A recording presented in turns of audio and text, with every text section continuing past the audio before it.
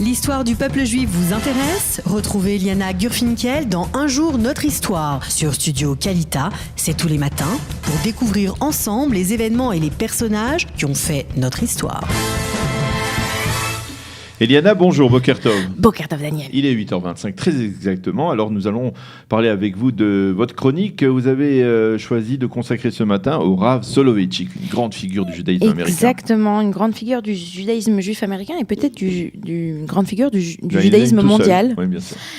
Qui est né donc à la date d'aujourd'hui, le 27 février, puisque nous sommes le 27 février, mais en 1903, c'est-à-dire il y a 115 ans, à Proujany en Biélorussie et qui est décédé le 9 avril 1993, à Boston. Alors, Yosef Dov Soloveitchik est le descendant de la très célèbre famille Soloveitchik. Ça vous dit quelque chose, Daniel? Oui, une grande famille d'une dynastie de rabbins originaires de Lituanie. Donc, non seulement ils viennent de Lituanie, mais ils sont litvaks, comme on dit, dans leur ADN. Dans leur ADN, exactement.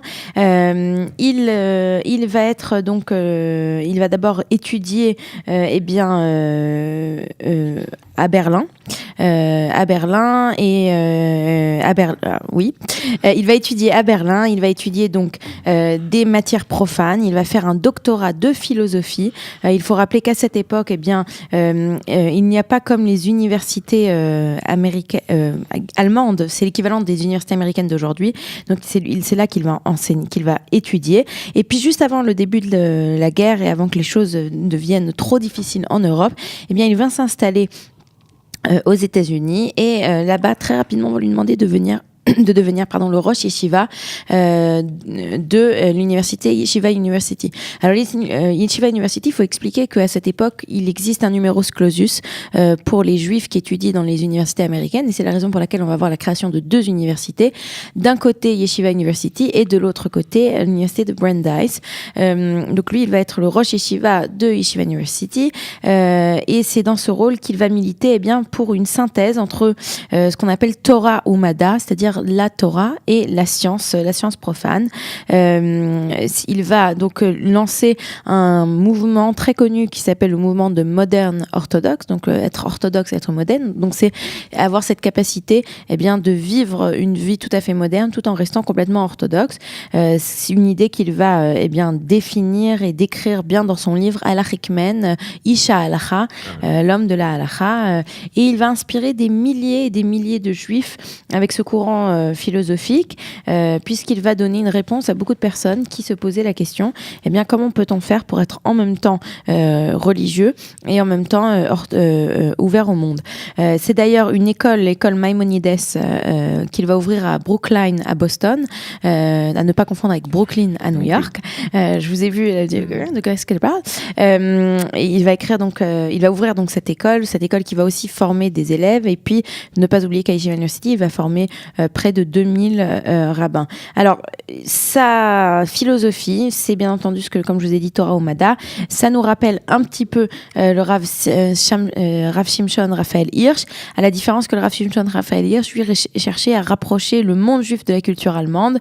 Et lui, Soloveitchik, il va plus se focaliser sur la sagesse occidentale. C'est lui d'ailleurs qui va obliger d'ailleurs tous ses étudiants non seulement à avoir une smicha, donc une ordination rabbinique, mais en même temps à faire un diplôme universitaire et un doctorat. Et c'est la raison pour laquelle de nombreux anciens élèves du Rav Soloveitchik, dont le Rav Riskin, le célèbre Rav Riskin, ont en même temps...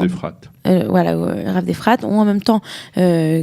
qu'une smicha, en même temps qu'ils sont rabbins, ils ont un doctorat.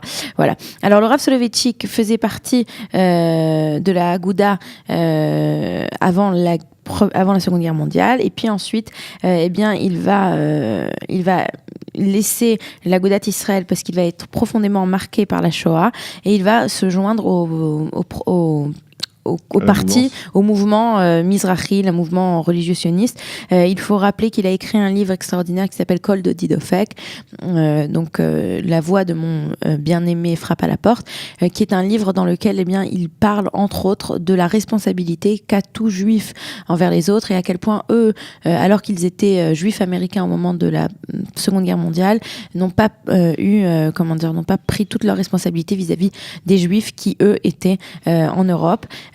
Alors il y a une histoire très célèbre, on lui a demandé dans les années 50 de devenir le grand rabbin d'Israël et bien qu'il avait toutes les raisons d'accepter. Son père, qui était lui un opposant au sionisme, qui était déjà décédé, Rav Soloveitchik a dit « Je ne peux pas devenir le grand rabbin d'Israël, sachant que mon père était à ce point opposé au mouvement sioniste. » Et donc, par respect pour son père, il avait refusé de devenir le grand rabbin d'Israël.